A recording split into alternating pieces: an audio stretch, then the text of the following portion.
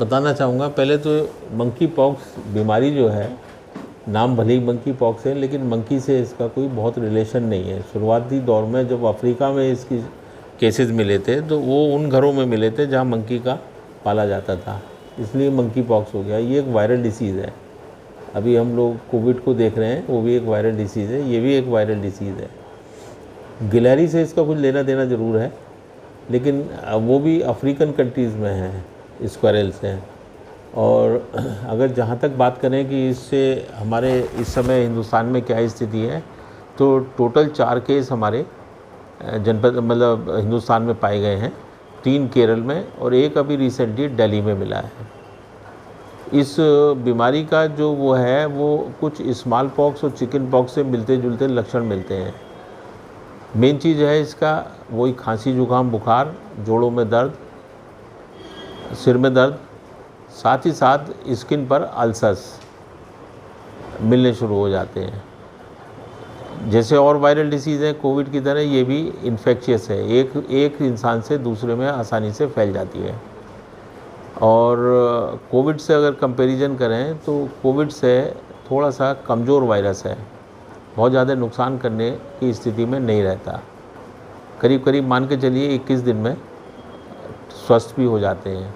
Fertility बहुत ज़्यादा नहीं है, लेकिन है, ऐसा नहीं है कि फर्टिलिटी नहीं है, लेकिन इसकी इन्फेक्टिविटी बहुत ज़्यादा है, एक से दूसरे में बहुत सारे चीज़ों से फैल सकता है। उसमें स्किन पे जो अल्सर होते हैं उसके रिसाव से भी फैल सकता है, पसीने से भी, और माउथ से भी, रेस्पिरेटरी ट्रैक्ट के माध्यम से भी फैल सकता है ये।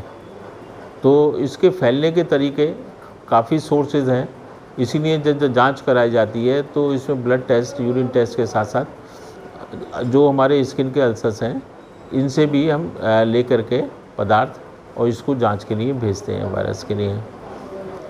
एक और इसके लिए महत्वपूर्ण चीज़ मैं बताना चाहूँगा कि इसमें जो है क्योर रेट अच्छा खासा हो जाता है, बहुत ज़्यादा फर्टिलिटी बहुत ज़्यादा नहीं रहती, लेकिन वो जो अवधि है, जिस अवधि में मरीज़ बीमार रहता है वो अवधि थोड़ा सा पीड़ादायक होती है, क्योंकि स्किन में अल्सर होते हैं, स्किन में नोड्यूल्स बन जाते हैं, लिम्फ नोड्स इन्वॉल्व हो जाते हैं।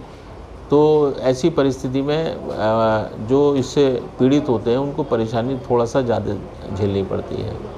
और उपचार में जब जहाँ तक बात करें तो महत्वपूर्ण चीज़ ये है कि अगर कोई पॉजिटिव मरीज़ मिलता है तो उससे औरों को बचाओ, क्वारंटाइन करना इसमें महत्वपूर्ण चीज़ है। दूसरी चीज़ इसमें भी आइसोलेशन में रखना भी पड़ता है 21 दिन तक, जब तक रिसाव स्किन से या बाकी चीज़ों से वायरस का हो रहा है। और वही जैसे कोविड में आइसोलेशन और क्वारंटाइन करना, जो कॉन्टैक्ट्स हैं उनको क्वारंटाइन करना, ये सारी चीज़ें प्रक्रिया इसमें भी अपनाई जाती हैं। अभी तक हमारे उत्तर प्रदेश में कोई भी केस नहीं मिला है सस्पिशियस केस, और हम लोगों ने व्यवस्था ये कर रखी है कि सभी सामुदायिक स्वास्थ्य केंद्र पर 2 बेड हम लोग अलग से आइसोलेशन के लिए तैयार कर रहे हैं। डिस्ट्रिक्ट कंबाइंड हॉस्पिटल में कल सीएमएस साहब से भी बात हो गई, 10 बेड हमारे ऑलरेडी तैयार हैं 3री मंजिल पर। तो अगर कोई मिलता है तो मेन उसमें आइसोलेशन है। अच्छा, इसमें एक चीज़ और है कि जो इसका उपचार करेंगे हमारे कर्मी, उनको भी हम प्रशिक्षण दिलाने की व्यवस्था कर रहे हैं सभी सामुदायिक स्वास्थ्य केंद्र के इंचार्ज के माध्यम से। और मेन चीज़ ये है कि इसमें जब भी इसको सैम्पलिंग करी जाए या ट्रीटमेंट करा जाए तो वही पीपीई किट, ग्लव्स, मास्क, ये सारी चीज़ पर्सनल प्रोटेक्टिव मेजर्स जो है ना, इसमें भी वो हमें इस्तेमाल करने हैं। ट्रांसपोर्ट करना है तो एम्बुलेंस से भी ट्रांसपोर्ट करते समय पीपीई किट पहन के ही साथ में व्यवस्था में ट्रांसपोर्ट किया जाना है। और ये सारी चीज़ें एम्बुलेंस को बाद में सैनिटाइज भी कराना है। तो सारी व्यवस्थाएं के लिए तैयारी भी कर रखी है हमने, और अगर कोई संभावित मरीज़ आएगा तो उस हिसाब से उसका उपचार और आइसोलेशन की व्यवस्था सारी सुनिश्चित कर ली गई है।